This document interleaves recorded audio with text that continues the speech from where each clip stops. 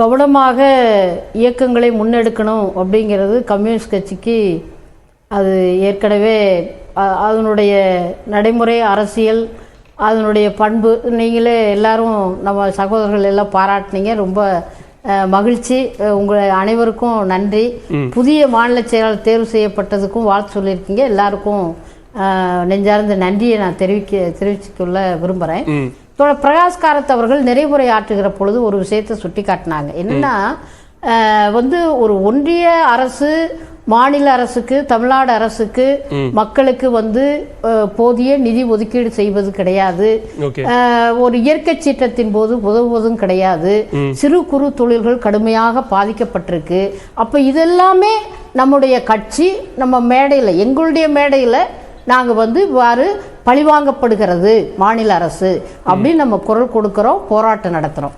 அதே மாதிரி திமுக அரசும் அவர் சொன்ன வார்த்தை நான் அறிந்தவரை ஒரு பாஜக ஒன்றிய அரசு அது உரிமைகளை எப்படி பறிக்குதுங்கிறது மட்டுமல்ல, அதனுடைய மதவெறியை மிக சரியாக புரிந்து கொண்டு எதிர்க்கிறார்கள். அதனுடைய எதிர்ப்பு வலிமையாக இருக்கிறது அப்படிங்கிறதையும் அவங்க சுட்டி காட்டாங்க. ஆகவே இந்த பிரச்சனையில நல்ல புரிதல் இருக்கு, அரசியல் புரிதல் என்பது இருக்கு. அதே சமயத்துல இப்படியே ஒரு ஒற்றை வழி பாதையிலேயே நம்ம போயிட்டு இருக்க முடியாது. இப்போ எதிர்கட்சிகள் அவங்களுக்கு இந்த பிரச்சனையை எடுத்துக்கிட்டு பேசுவாங்களா? பேசத்தான் செய்வாங்க. ஆனா அவர்களுடைய அரசியல் நோக்கம் வேற. கம்யூனிஸ்ட் கட்சி அப்படி நம்ம பார்க்கல, சிபிஎம் அப்படி பார்க்கல. அப்போ தமிழ்நாட்டில் இந்த மாதிரியான ஒரு விமர்சனத்தை அதிமுகவோ பாஜகவோ யார் வேண்டுமானாலும் வைக்கலாம். அவர்கள் ஒரு அரசியல் காரணங்களுக்காக அதை அரசியல் ஆக்கணும் அப்படிங்கிற நோக்கத்திற்காகவே அப்படியான கடுமையான வார்த்தைகளை பயன்படுத்தலாம். ஆனா கொள்கை புரிதலோடு அரசியல் புரிதலோடு இருக்கக்கூடிய இடதுசாரி இயக்கங்கள் அப்படி பேசலாமா அப்படிங்கிறது தான் அவரும் கிட்டத்தட்ட ஒரு ஆதங்கத்தின் வெளிப்பாடாக தான் கேட்கிறார்.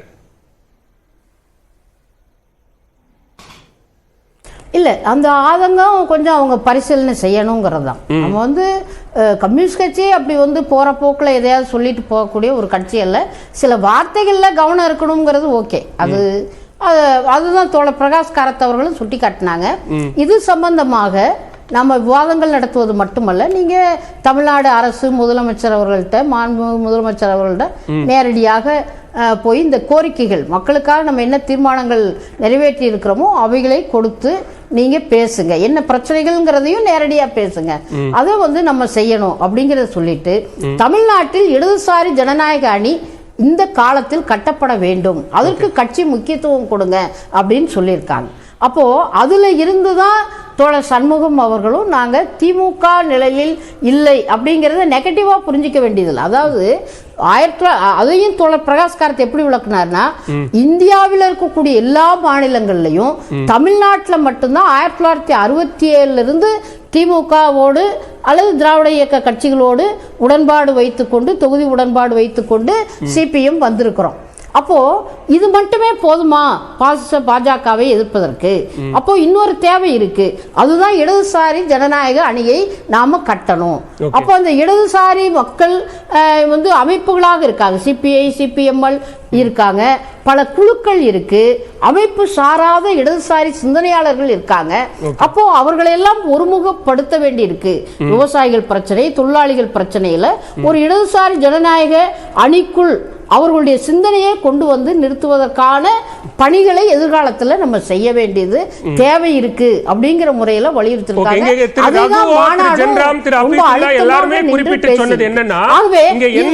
எந்த ஆட்சி காலம் இருந்தாலும் காவல்துறை அப்படிங்கிற அந்த ஒரு அமைப்பு தொடர்ச்சியா நிலையா இயங்கிட்டே இருக்கு. அவங்களுக்கான சில வழிகாட்டு நெறிமுறைகள் இருக்கு. அதன் அடிப்படையில் ஈவன் திமுகவே போராட்டம் நடத்தினாலும் கூட அதுல சில நடவடிக்கைகள் எடுக்கணும்னா காவல்துறை அப்படியான நடவடிக்கைகளை தான் எடுக்குது. அதுல எதுவும் கூட்டணி கட்சிக்கு ஒரு மாதிரி எதிர்கட்சிக்கு ஒரு மாதிரியும்லாம் எந்த மாற்றமும் இல்லை அப்படிங்கிறாங்க. ஆமா, ஏற்கனவே நம்ம தமிழ்நாட்டினுடைய மறைந்த முதலமைச்சர் டாக்டர் கலைஞர் அவர்கள் அவர் ஆட்சியில தலைமையில இருக்கும்போதே சொன்னாரு, காவல்துறை கெட்டு போன ஈரல்னு கடுமையாவில் பேசினாரு அவருடைய ஆட்சி தலைமையில இருக்கும்போதே. அப்போ அது ஒரு விமர்சன கருத்துன்னு வருகிற பொழுது அது அவங்களுடைய துறையாவே இருந்தாலும் அது பகிரங்கமா அன்னைக்கு சொன்னாங்க. அப்போ மார்க்சிஸ்ட் கம்யூனிஸ்ட் கட்சி அதைத்தான் சொல்லுது. அப்போ நம்ம பிரச்சனைகள் வருகிற பொழுது காவல்துறையினுடைய நடவடிக்கை, நீங்க ஈசா மையம் உச்சநீதிமன்றமே உள்ள என்ன நடக்குதுன்னு போய் பாருங்கன்னு உத்தரவு போடுது. ஜனநாயக மாதர் சங்கம் ஒரு போராட்டம் நடத்துறாங்க.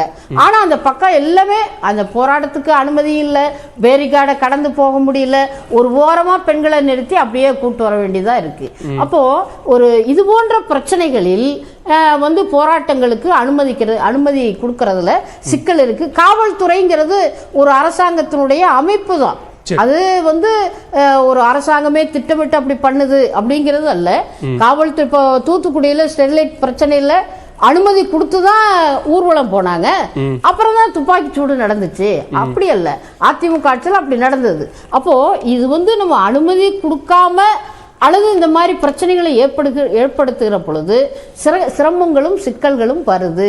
RSS அமைப்பு ஊர்வலம் நடத்துறாங்க, அவங்க கருத்து பிரச்சாரமும் கொண்டுட்டு போறாங்க. அப்போ இன்னொரு பக்கம் இடதுசாரி சக்திகள், கம்யூனிஸ்ட் இயக்கங்கள் தங்களுடைய கருத்தை மக்களிடம் சொல்வதற்கு, மக்களினுடைய கருத்தை அரசினுடைய கவனத்திற்கு கொண்டு வருவதற்கும் நமக்கு ஒரு தேவை இருக்குல்ல.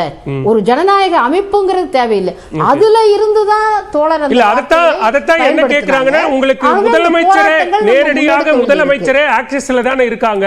ஒரு கூட்ட எதிர்க்கட்சிகள் இப்படி ஒரு விமர்சனத்தை வைக்கிறாங்க அப்படின்னா அது அரசியலுக்காகவோ அல்லது முதலமைச்சரை சந்திக்க முடியாதுங்கிறதுக்காகவோ இருக்கலாம். ஆனா ஒரு கூட்டணி கட்சி தலைவர் என்கிற முறையில அவருக்கு முதலமைச்சரை சந்திப்பதற்கான அல்லது பேசுவதற்கான ஒரு ஆக்சஸ் இருக்கு இல்லையா? அப்படி இருக்கக்கூடிய சூழல்லையுமா இப்படியான விமர்சனம் அப்படிங்கிறது தான் கேள்வியா இருக்கு. அது ஒன்றும் கேள்வி இல்லை. முதலமைச்சர்கிட்ட அதாவது அவருக்கு இருக்கிற அரசு பணிகள் மற்றதெல்லாம் இருக்கு. இது ஒரு மாநாடு தானுங்க. என்ன நாங்க என்ன உடனே ஒரு பெரிய மக்கள் புரட்சி நடத்துறதுக்கு முதலமைச்சர்கிட்ட நம்ம போகணும், ஒரு பெரிய இஷ்யூ அப்படி இல்லை. ஒரு மாநாடு இயல்பா நடக்குது. ஒரு செந்தொன்று படை, அவங்க எல்லாம் லெப்ட் ரைட்டு தான் போடக்கூடிய இளைஞர்கள், குழந்தைகள். அப்போ அவங்க ஒரு உற்சாகத்துல வர்றாங்க.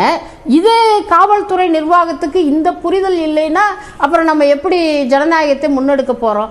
ஆகவே திமுக அரசாங்கம்ங்கிறதுனாலதான், அதாவது இந்த திமுக அரசாங்கம் தோழமை அரசாங்கம் நாங்க சொல்லல, ஆனா திமுக கட்சி தோழமை கட்சி தான். அது பாசிச பாஜகவை எதிர்ப்பதுல, போராட்டத்துல நிற்பதுல அது தோழமை கட்சி. அந்த முறையில இந்த விமர்சனம் என்பது ஒரு கம்யூனிஸ்ட் கட்சியினுடைய மேடையில் நாம பேசுகிற பொழுது மற்ற பாஜக, அதிமுக அவங்களுடைய நலனுக்கு அதை பயன்படுத்துவாங்களா? பயன்படுத்ததான் செய்வாங்க. ஆனா அதை மக்கள் புரிந்து கொள்ளாமல்லாம் இல்ல. அந்த நோக்கத்தோடு சிபிஎம் வெளிப்படுத்தல. யதார்த்தமா இருக்கக்கூடிய பிரச்சனைகளின் மீது அரசு கவனம் செலுத்த வேண்டும் அப்படிங்கறதா. முதலமைச்சர்கிட்ட போய் நம்ம ஒவ்வொரு பிரச்சனைக்கும் முதலமைச்சர்கிட்ட போய் அனுமதி வாங்குவதுங்கிறதுமே ஜனநாயகமா இருக்காது இல்லையா? அது காவல்துறை, அதுக்குரிய அதிகாரிகள் இருக்காங்க, நிர்வாக அமைப்பு இருக்கு, அது தங்குதடை இல்லாம அப்படியே போயிட்டு இருக்கணும் இல்லையா? அதுல வர சிக்கல் அப்படிங்கறது முறையில தான் அதை நம்ம வெளிப்படுத்தணும். சரி, ஓகே, நன்றி. ரகு, குறுக்கிட விரும்புனீங்க, சுருக்குமா? அதாவது இப்ப இந்த கூட்டணியில சில சிக்கல் இருக்குங்க. ஃபார் எக்ஸாம்பிள் ஒரே ஒன்று பாயிண்ட் அவுட் பண்ண விரும்புறேன். தேசாபிமானிக்கு மார்ட்டினுடைய கம்பெனி 2 கோடி 2010க்கு முன்னாடி கொடுத்த போது பிரச்சனை ஆகி திருப்பி கொடுத்தாங்க. ஓகே, அதே மார்ட்டினுடைய கம்பெனி 500 கோடிக்கு மேல திமுக கொடுத்திருக்காங்க. அந்த திமுக 10 கோடி சிபிஎம்க்கு 2019 எலெக்ஷன் போது ஃபண்ட் பண்ணிருக்காங்க, டிரான்ஸ்பரண்டா பண்ணாங்க. இப்ப சிபிஎம் அந்த படத்தை நாங்க திருப்பி கொடுத்தோம் அப்படின்னு ஒரு அரை ஸ்டாண்ட்ல எடுக்க முடியாது. தேர்தல் பாலிடிக்ஸ்ல அது என்ன பொறுத்த வரைக்கும் பிராக்டிகலி நாட் பாசிபிள்னு தோணுது. ஆனா சிபிஐஎம் மேல ஏன் எல்லாருக்கும் நடுநிலையா இருக்கிறவங்களுக்கு மதிப்பு இருக்குன்னா, இந்த அண்ணா யூனிவர்சிட்டி விவகாரத்திலையும் அவங்க டைஃபி அல்லது எஸ்எஃப்ஐ அவங்க எல்லாம் உண்மையிலேயே அந்த பாதிக்கப்பட்ட பெண்ணுக்கு நீதி கிடைக்கணும்னு போராடுறவங்க. அவங்க அரசியல் நோக்கத்தோட போராடுறாங்கன்னு சொல்ல முடியாது. இப்போ பாலபாரதி அவர்களே யார் அந்த சாருன்னு அந்த மீட்டிங்ல பேசியிருக்கிறாங்க. அப்ப அவங்க அதுல அரசியல் ஆதாயத்தோட பேசினாங்கன்னு சொல்லுவீங்களா நீங்க? அந்த அதாவது யாரும் தப்பிச்சிடக்கூடாது, தவறு செய்தவர்கள், பாதிக்கப்பட்ட பெண்ணுக்கு நீதி கிடைக்கணும்னு பேசுறாங்க. அப்புறம் நான் ஃபைனலா ஒன்னு சொல்றேன். அதைத்தான் திரு ஜென்ராம் குறிப்பிட்டாங்க. நீங்க பாலபாரதி அவர்கள் பேசுகிற அந்த எழுப்புகிற கேள்விக்கும் பேசுகிற பேச்சுக்கும் கட்சியில் இருக்கக்கூடிய அடிமட்ட தொண்டர்களோ அல்லது ஆதரவு மனநிலை அப்படிங்கிற ஒரு புள்ளியிலிருந்து பேசுபவர்களுடைய விமர்சனத்துக்கும் வித்தியாசம் இருக்கு. அந்த முதிர்ச்சி அப்படிங்கிற ஒண்ணு அங்கதானே வெளிப்படுதுன்னு கேட்கிறேன். கம்யூனிஸ்ட் கட்சியில பள்ளி கல்லூரி பருவத்திலேயே அவங்க பொலிட்டிசைஸ் பண்ணப்பட்டவங்க. அவங்க எப்படி பேசணும், எதுக்காக போராடணும், அதெல்லாம் அவங்க பண்பட்டவர்கள். அவங்க ஒரு சென்சிட்டிவிட்டியோடு தான் பேசுவாங்க. அவங்க ஒரு மனிதாபிமானம் இல்லாம இயங்க மாட்டாங்க. அப்புறம் இன்னொன்னு, சிபிஐஎம் தீண்டாமை ஒழிப்பு முன்னணி நடத்துறாங்க. சரி. அப்படி நடத்துற கட்சி வந்து மக்கள் நலன் கட்சிங்க. ஏச்சுங்க தமிழ்நாட்டுல சாதி இல்லைன்னு சொன்னா யாரும் ஓட்டு போட மாட்டாங்க. ஓகே, அந்த கொடுமை ஒழியணும்னு ஒரு அமைப்பு நடத்துற சிபிஎம் நீங்க டிஃபரெண்டா தான் பார்க்கணும்.